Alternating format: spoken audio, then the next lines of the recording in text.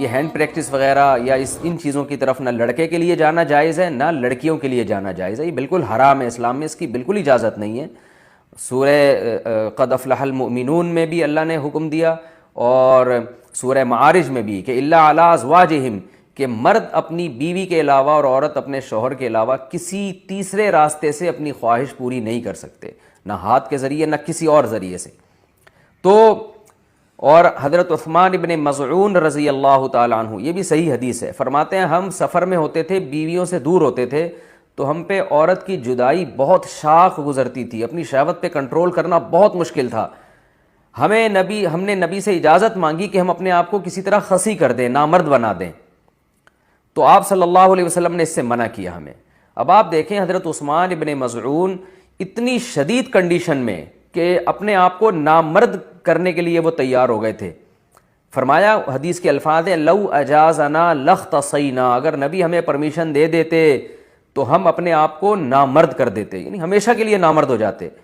تو اس قربانی کے لیے بھی حضرت عثمان ابن مظعون تیار تھے کہ اتنا خطرہ تھا ان کو، لیکن نہ انہوں نے نبی سے پوچھا کہ کیا میں ہاتھ سے اپنی خواہش پوری کر سکتا ہوں، نہ نبی نے ان کو بتایا کہ تم یعنی ہاتھ کے ذریعے مجبوری میں اپنی خواہش پوری کر لیا کرو، نہ نہ نہ نہ نہ، نبی نے ان کو بھی حکم دیا ایسے موقع پہ تزوجوا الودود الولود فانی مباہی بکم الامم، محبت کرنے والی عورت سے اور اولاد جننے والی عورت سے نکاح کرو، میں تمہاری کثرت پہ قیامت کے دن فخر کروں گا۔ تو آپ صلی اللہ علیہ وسلم نے بزبان حال بتا دیا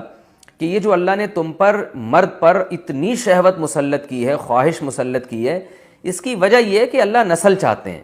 کہ مرد اور عورت کا ملاپ ہو۔ تو مرد اور عورت کو ایک دوسرے سے دور رہنے کے لیے پیدا نہیں کیا ہے، ملاپ کے لیے پیدا کیا ہے۔ تو اس لیے ایک ملاپ کی ایک ناجائز قسم ہے، ایک جائز ہے۔ ناجائز ہے گرل فرینڈ بوائے فرینڈ، یہ حرام ہے۔ ولا متخذاتی اخدان، ولا متخذی اخدان قرآن کے الفاظ ہیں، کسی لڑکی سے تمہیں دوستی کی اجازت نہیں ہے۔ اور جائز طریقہ کیا ہے جو سورہ مومنون میں اور سورہ معارج میں اللہ نے بیان کیا، الا علی ازواجہم، کہ اپنی بیوی بنا کے اپنی خواہش اس سے پوری کرو،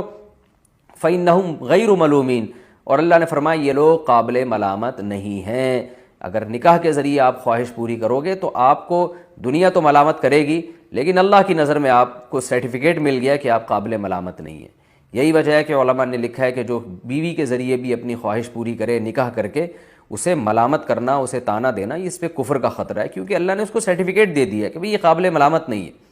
تو اپنی جانوں پہ ہم سب کو رحم کرنا چاہیے۔ زنا معاشرے میں بہت تیزی سے پھیل رہا ہے، کو ایجوکیشن سسٹم نے تو ہمارے فیملی سسٹم کو تباہ و برباد کر دیا ہے۔ تو اللہ میاں نے جو اجازت دی ہے الا علی ازواجہم او ما ملکت ایمانہم، اور کیا فرمایا فمن ابتغى وراء ذلک، جو نکاح کے علاوہ، اللہ نے ذالکہ جو ہے نا اس میں اشارہ ہے، ہاتھ سے اشارے کے وقت یہ ذالکہ کا لفظ استعمال کیا جاتا ہے، گویا اللہ نکاح کی طرف نا، بیوی کی طرف اشارہ کر کے کہہ رہے ہیں کہ اس کے علاوہ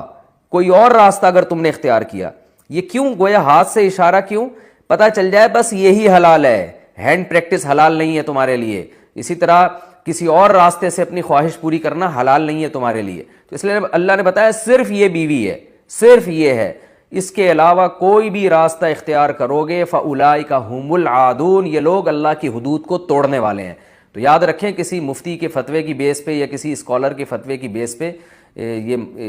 اس کو جو ہینڈ پریکٹس ہے اس کو حلال کرنے کی اجازت نہیں ہے۔ قرآن میں اللہ نے بہت واضح فتویٰ دیا ہوا ہے اس بارے میں، تو اس لیے آج کل نوجوان بہت تیزی سے اس طرف جا رہے ہیں، تو